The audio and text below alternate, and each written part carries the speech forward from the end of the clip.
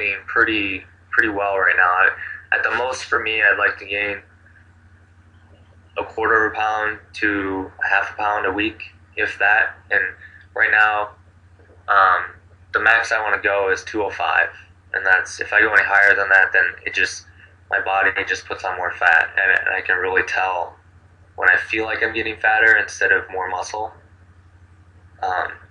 And my strength doesn't change really if I get heavier. So for me, I don't think it's really worth to gain more weight when you don't really need to. After my show, actually, when I started bulking, I took it really slow, and I actually was still on my dieting macros all the way for probably 4 to 5 months after my show, and I would just have 2 big cheat meals a week, and they were pretty large meals to where I was gaining about a pound or 2 a week, and I just kept gaining, and I couldn't increase my food at all, and finally my body hit a threshold at like 195, and then I had to up my food. Eventually went to like 350 carbs because I was at 350 or 300 dieting, and then I went up to 400. Now I'm at 500, and I'm maintaining around 200, so 500 carbs, and doing it like one big cheat meal a week, which will bring me about 650 carbs ish, roughly. So I'm maintaining. If I go above 205, then I know I need to cut back a little bit, but I won't go that. And how tall are you again? About 5'11", almost 6 foot. Dang. This one is regarding drinking. What are your thoughts on drinking? How often do you go out and drink on the weekends? And if so, what guidelines do you follow? Well, as far as drinking when in prep, I would not recommend it unless you have enough time to be able to recover from it. Like, for example, during my prep, in the smack dab in the middle of my prep, I had my wedding. So I went to Mexico for 9 days. Reps. And I came in pretty lean, and I drank pretty heavily. I mean, it was my wedding. I wanted to have fun, and I drank pretty heavily for like 3 days straight. And my body I knew my body well enough that I knew I could recover from it. And when I came back from my wedding, I was 3 pounds heavier. But then by the end of the week, I hit a new low, so it didn't really affect me. But in the off season, you kind of have a little more leeway. I wouldn't recommend going out on the weekends all the time. For me, I maybe have some drinks once a month,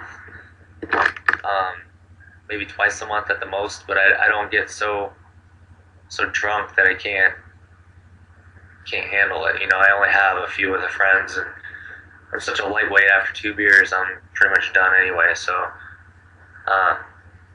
it all depends on your body too. I mean, I can handle a lot more calories than most people. Others can't. But yeah, I wouldn't go out. I would try and stay away from it as much as you can. I mean, it's not terrible in the off season, but I wouldn't do it all the time. Gotcha. Thank you. Next question is, do you feel like you come back stronger after a deload or just a few days off? I feel like I come back stronger after deload. The reason being is because for me, I get mentally broken down pretty heavily when I'm going, heavy for several weeks. I start to get lethargic and just mentally break down. And when I take that week off and I come back, I'm just fresh. My body's fresh and my mind is fresh, which is more important for me because I think a lot of your lifts are psychological, in my opinion. Granted, you have to push the weight, but in your mind, if you keep telling yourself you're not going to do it, then you're not going to do it. True. We do realize, I guess, that a lot of bodybuilders tend to have their main protein, carb, and fat sources. What are yours? My main sources for protein are during my prep. I love eggs. I eat a lot of them, and I also eat a lot of ground turkey, extra lean ground turkey. I'm not a big chicken fan. I have it occasionally if I'm running out of ground turkey, I'm not a big fish fan. I'll just have my shakes every once in a while. I try and drink that as least as possible just because I like getting more satiety. Trying to think of my other. Oh, and cottage cheese, just because it's quick. I love cottage cheese. My carb sources are.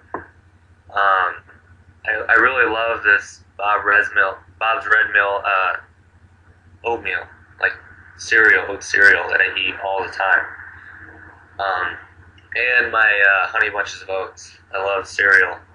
I eat that a lot. And I eat a lot of sandwiches, a lot of bread. Those are my main. A lot of fruit. Those are my main sources. Fats are mostly almonds and whatever's in the proteins and carbs, and whole eggs.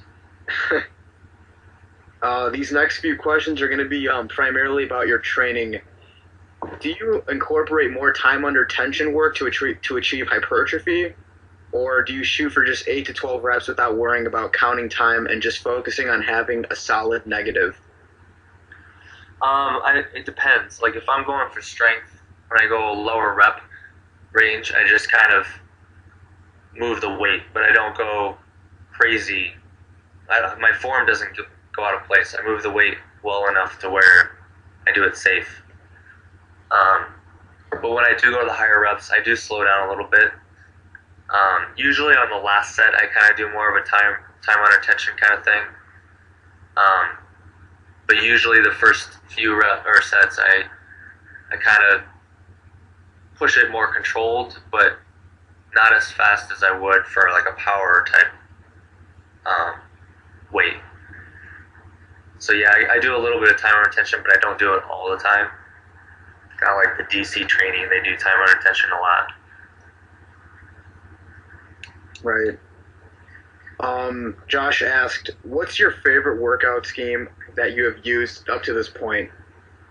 My favorite is Wendler's 5-3-1. Just because I did it all during my prep, and it was very, very, I want to say, I don't know if easy is the word, but the layout was really nice for me. And plus I was hitting PRs 20 weeks into my diet. So I was at 183 pounds hitting personal records that I never thought I would be doing while dieting.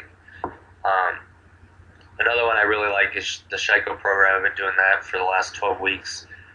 That is really, if you can get through it, it really puts on a lot of added strength that you never probably thought you could ever do. But as far as the layout, I like the 5-3-1. Just because you can still do power movements plus the added accessory work. We got 3 more questions before we finish up. What is your favorite chest movement? My favorite chest movement is probably a decline, either barbell press or dumbbell press. Just because I'm the strongest at that whip. I haven't done it in weeks, and I'm dying to do it. I've been sticking to a barbell flat, so let's see.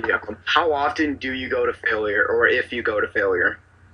I haven't gone to failure in weeks, but when I did, because I'm doing Shaiko, that doesn't allow you to go to failure in any of them.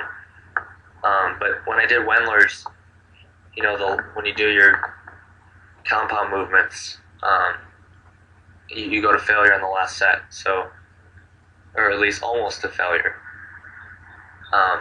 But usually when I do that kind of split, when I do more of the high rep stuff, usually the last set is when I kind of go to failure. But I don't go to failure every set. Gotcha. Last question for the interview. What is the best advice that you can give again to someone starting out? What would you do now or say to someone now that you wouldn't want them to repeat, or at least follow in your footsteps? The bad mistakes. Oh goodness. Don't follow bro science. Basically just focus on learning the diet and learning more about your body than before you start. Before someone tells you you got to eat 5,000,000 calories of crap to be able to put on weight. Or to be able to put on, if you put on weight, you're obviously going to put on a lot of fat. But I would basically learn the diet a lot before you really incorporate hard training, because if you don't have the diet inset, then the training doesn't really matter, in my opinion. But nothing specific, just general diet. I mean, it comes into play huge. Perfect. Well, I guess we'll wrap up this interview. I want to say on behalf of No Bullshit Bodybuilding Original, thank you so much for your time, Tyler. You're welcome. Thank you for having me. No problem. Thank you.